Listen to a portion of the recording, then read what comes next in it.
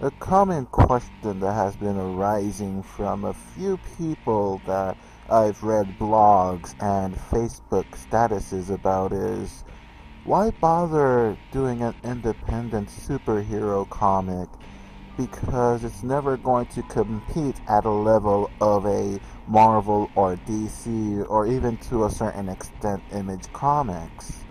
And it's something that gets me thinking a little bit because my main webcomic, Fred Peterson, the Mighty Warlord, is a comic that I've been doing online for 9 years now, but I've also been doing this character as well as most of the main cast of the comic to one extent or another since I was in junior high school when I first started creating my own characters.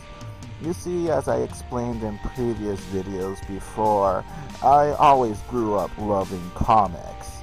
I grew up reading the classic kid stuff like Looney Tunes and Disney and Muppet Babies, and there were these small digests that usually included a bunch of different titles and a bunch of different characters like Heathcliff the cat and these little marketing toys that were called Mad Balls, which I hear they're actually going to make a comeback soon, which should be interesting.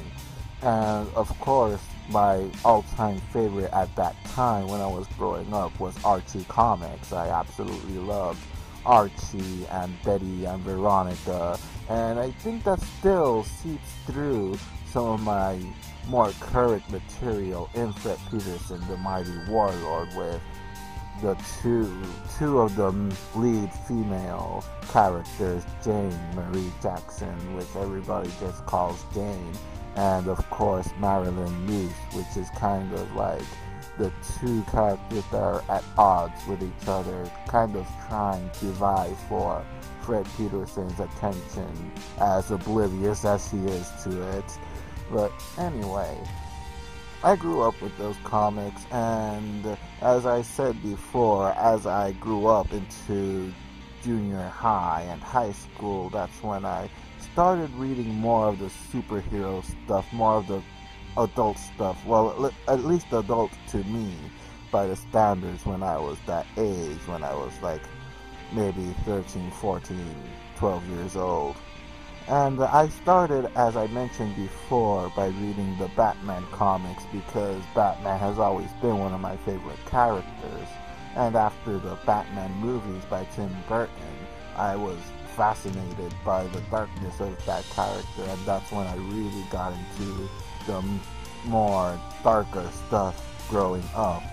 And it wasn't until I read The Ray from DC Comics in 1991 that's when I kind of knew what I wanted to do, and that was make superhero comics. And that's pretty much what pushed me over the edge. It was the comic that made me want to draw and write. And also there was a lot of influence from Impact Comics' The Fly, which was used to be another property of Archie Comics, but that was a time when DC Comics bought a lot of old properties like The Shield, Black Hood, The Fly, Web, all of those like older characters, and they made a new imprint of it called Impact Comics. And of course The Fly with the absolutely outstanding artwork of Mike Parobeck, and of course The Ray with the unbelievable artwork of then newcomer Joe Quesada, really cemented what I wanted to do. And a lot of what I did with The Mighty Warlord, and that I still do to an extent, is still influenced by The Ray, by Jack C. Harris and Joe Quesada back from the early 90s. And I started creating those characters, and I started to pay more attention to detail with the characters themselves on a story aspect. And I ended up doing these little stories with other friends, and we would do like crossovers and big wars and stuff like that. And my friends would always be more talented at the drawing aspect because I really haven't hadn't drawn at that time. I really started to draw around that time, so I was way behind my friends that had artistic abilities.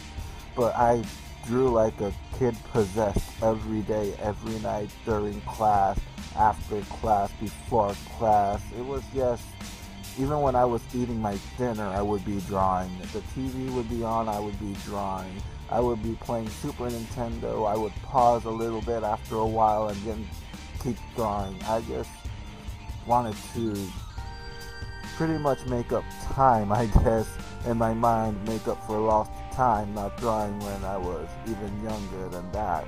And I always been more of a writer, I guess, because I grew up reading so many books as well, so many novels. Actually, one of the books that made me want to write and create was the first time I read in school the Chronicles of Narnia, The Lion, the Witch, and the Wardrobe. This was back before they decided to actually put the books out in chronological order, because if it's in chronological order, The Lion, the Witch, and the Wardrobe is the second novel, but the author C.S. Lewis had written it out of chronological time, which I find it more fascinating that way than to just read it straight up in its order for some reason. I don't know, maybe that's just me. But I digress. Those are pretty much the things that made me want to create and create a lot. By the time I went to high school, I went to a different school than all my friends. So we weren't really able to keep doing those crossovers with all of our original characters. So what I decided to do was just kind of branch out and do stories for my own. Just have fun with these characters.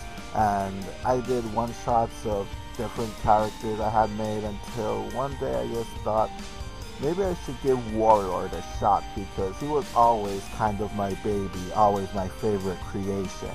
And so I did what was intended to be only a one-shot, Warlord number 0, which I did in a school notebook.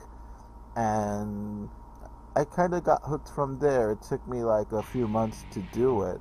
But then afterwards, I was like, I wonder what it would be like to do an actual series of this.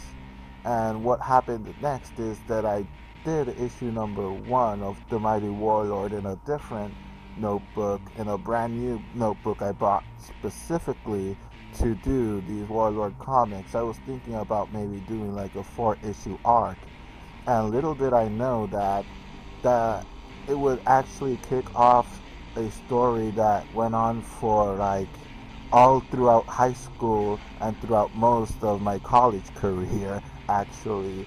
And what became a simple one-shot with issue number 0 actually became 50 issues of The Mighty Warlord coming out almost every month. And there were times where I would do 2 issues a month, which was pretty insane looking back then, but that's how dedicated I was at the time as well. I was just, again, drawing like a kid possessed, and I was just cranking out stories, cranking out artworks, and I was just in love with the whole process of creating something out of nothing really, and just telling my own story.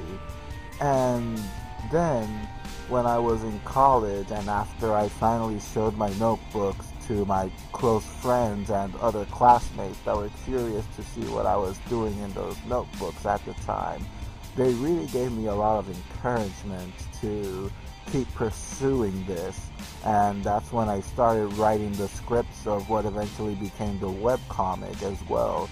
Because even though I had done 50 issues of Warlord, it was with every character already established based on stories from when I would do the crossovers with my friends in junior high school. So when I decided to actually pursue Warlord as a comic I wanted to actually publish to a bigger audience, I kind of went Ultimate Marvel on it and just pretty much did the origin of the character and of many of the other characters, and just wrote it in a way that it made sense that when other superheroes appeared that weren't at first a part of the Warlord universe, to make sense being a part of that cast as well. And it was extremely fun writing those scripts. Like, there were times where I would crank out maybe 6 scripts in one day. Like, that's how insane it was when I got my first computer when I was in college. I was just not only drawing like a man possessed, I was writing like a man possessed as well, especially since I've always been a kind of a story first person. And it's been like that pretty much ever since.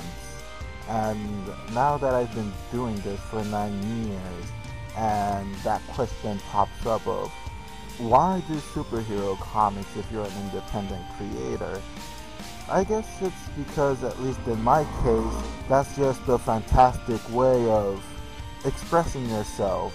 That even though I may never be able to compete against the big two in a fashion that, say, my sales would rival a Batman or even a Superman, I at least am out there to offer variety. I'm out there to offer something alternate to what's out there established already. And most importantly, I'm out there to just put out the story that I've been wanting to tell since I was a junior high kid. And just have a lot of fun while I'm doing it as well. As many of you guys know, I've gone through a lot of things in my personal life that has prevented me from doing this consistently over the last couple of years. But in another way, I guess that doing this comic now, still after 9 years, and despite of all the things that has happened, I still have that fire when I was a teenager, when I was 13, 14, 15-year-old, just creating all these different worlds and just wanting to get my story out there. And in the end, that's what it's about, to just express yourself honestly and let that creativity come out, and just let your creative soul take over, and pretty much to hell with whatever somebody else might think, or if somebody raises their nose and sticks it up in the air saying that that's not worthy of their time because superhero genre has been done to death. Well, to tell the truth, pretty much every genre has been done to death in comics. That's not to say that you shouldn't branch out and try to do different things. I've done different projects myself in the past, and I still do different projects to try to maintain myself fresh and not burn myself out on one specific thing. But it's something that I've never really cared about, in the sense that this is a story I want to put out there. Warlord is very much a vanity project, and it is the story that I want to tell. It's the story I kind of need to tell, and it's just something that I want to express myself honestly, with a lot of creativity, and it's something that I'm the most passionate about, and it's something that I want to share with everybody that I can share with, not in a sense of I want to have a lot of views and a lot of revenue and merchandise opportunities, but in a sense of this is something that I want to do and that I can do, and that if somebody else sees this and wants to do it for themselves, they can see upon my work and think, if that hack can do that, I can do this myself. Like, one of the main goals is to inspire, and thankfully a lot of people has been inspired to do their own thing after checking out my comic, and it's really a fantastic thing. It's really a fantastic time to be an independent creator, because you have all these mediums now, like social networking, internet. You have the world at your disposal now as compared to the 90s when I was growing up. So there's a lot of new advantages now and advances in technology that you can pretty much do anything you want to be able to express yourself honestly and creatively. And if there's something that I want you guys to take out of this video, is just that, to just be passionate about what you're doing and just be creative within your own uniqueness, and you will receive levels of success that, again, it may not live up to the standards or expectations of other people, but then again, you should never really try to live up to other people's expectations except your own expectations. And I'll leave it at that and just say to be creative, be honest with yourself, be honest with your artwork and your creative soul, and the rest will fall into place. And who knows, maybe you'll make it as far as you've always wanted to go. And that depends entirely, it all depends really on yourself and how far you want it to go. And I want to see every one of you go as far as I know you can go. And I just want to say, believe in yourself, because I believe in you, and we can make this a better creative world by just being positive and actually just doing these things that we love. Thank you for listening. Thank you for 9 years of reading and creating my comics, and also it's actually been 9 years since I've been on YouTube as well, and this is my 100th video, and I hope I'm able to help inspire somebody with this. And if not, it's all good. It's all good, my friends. It's always good. Remember that. Thank you for listening, and I hope to see you guys soon.